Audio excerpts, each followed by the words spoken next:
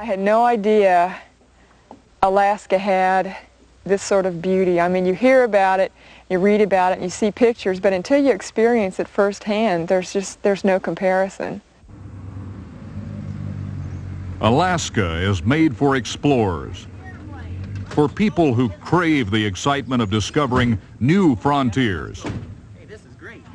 It would take several lifetimes to view on foot even a fraction of the grandeur Alaska has to offer.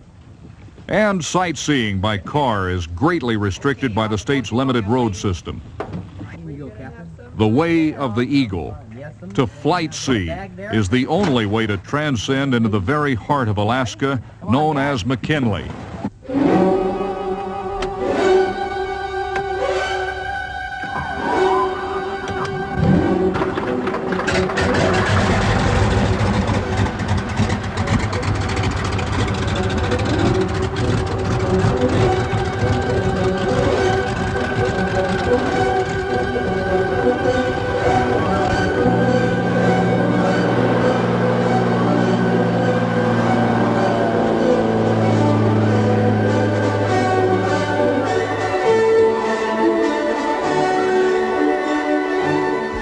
Ketchum of Ketchum Air Service is a veteran Alaska bush pilot who's flown over 600 guests in his 12-year flying career to challenge the wonder of McKinley.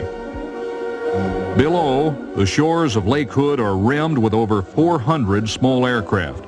This type of aircraft has been instrumental in opening up the Alaska wilderness, where the only landing strips are lakes and rivers. Such an adventure is possible within minutes after arriving at Anchorage International Airport, known as the crossroads of the world.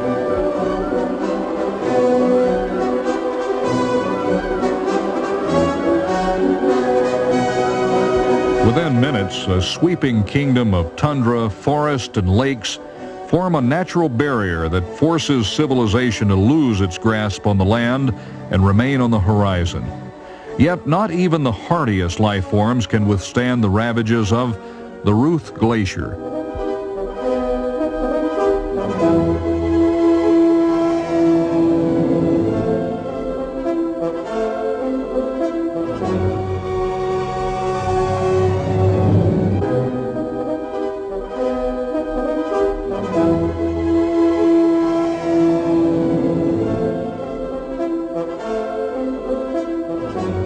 Looking back reveals distance and seemingly endless visibility, but the mind is captivated by the stories told in the geological ruins.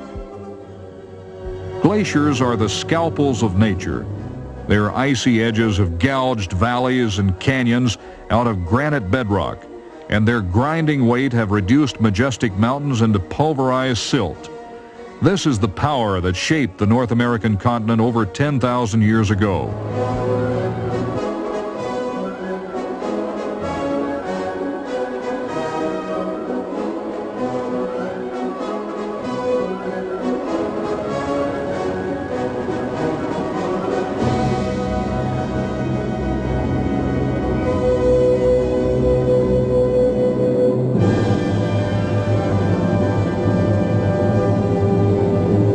Another interesting aspect of this whole trip was getting to see the contrast of Alaska and all the multitude of environments that are within one area, of how we have vegetation and we have rolling green hills right up against the contrast of a white glacier in the ice. And we always stop. That's the great thing about a float plane. We pull up to some of the most unusual places.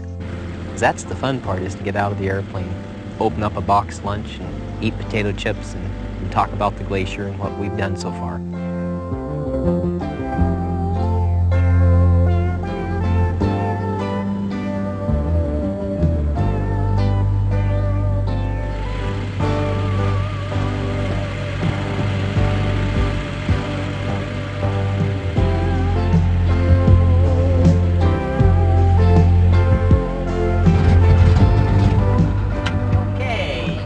Go. Very good. We're here, huh? About time for lunch, I think. Everybody out? Oh, helps to take your seatbelt off. Okay. Here we go. It's difficult for the mind to comprehend that this lake and its surrounding beauty were also under tons of ice and snow eons ago. But then again, that perfect picnic spot takes time to create, and of course it's worth the wait. Got enough there, Catherine? Yeah. Good. Got enough for tomorrow, don't you? Every day it's a little bit different, and sometimes there's more glacier showing later in the season when the initial melt is melted off. In the winter it's completely different. It's everything's snow then, you know. Oh, it sure is beautiful, those Do you know what causes the fissures? That directional fissure The in the crevasses, glacier? it's the material that the glacier is made out of. It's ice, and it acts just like, as you might imagine, a hard plastic. And when it comes naturally down the valley, drops off a ledge, it cracks because it's not soft, it's hard, and it just cracks, and that's what causes those cracks all the way down the glacier. But I don't think words can describe the beauty that's up here. It's more an emotion, and it's an emotion that you just feel reverence for nature.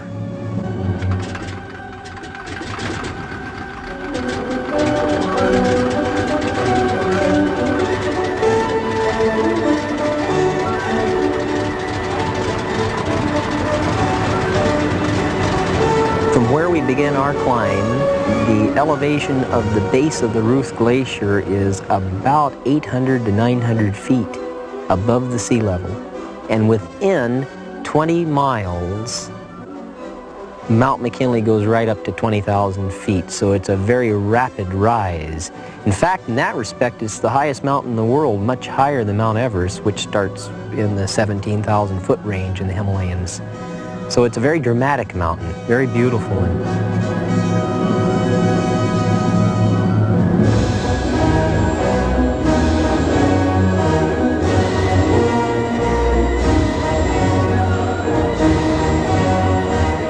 The destructive forces of wind, avalanche, and earthquake do nothing but further distort the jagged forms of ice and rock.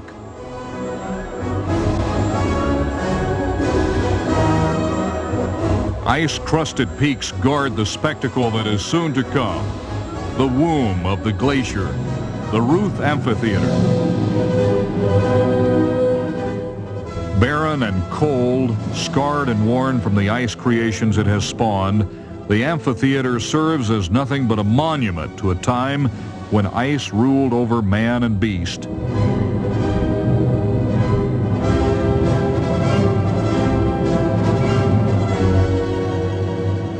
The plane climbs higher over glacier and mountain.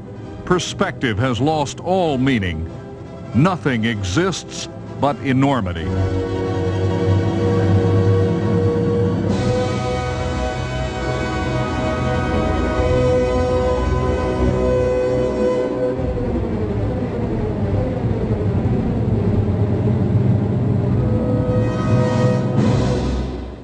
Seeing the sights of Alaska from the plane convinces me that there's nothing like this in the lower 48. And after seeing this, I don't know how I'm ever going to go back to the Midwest to live.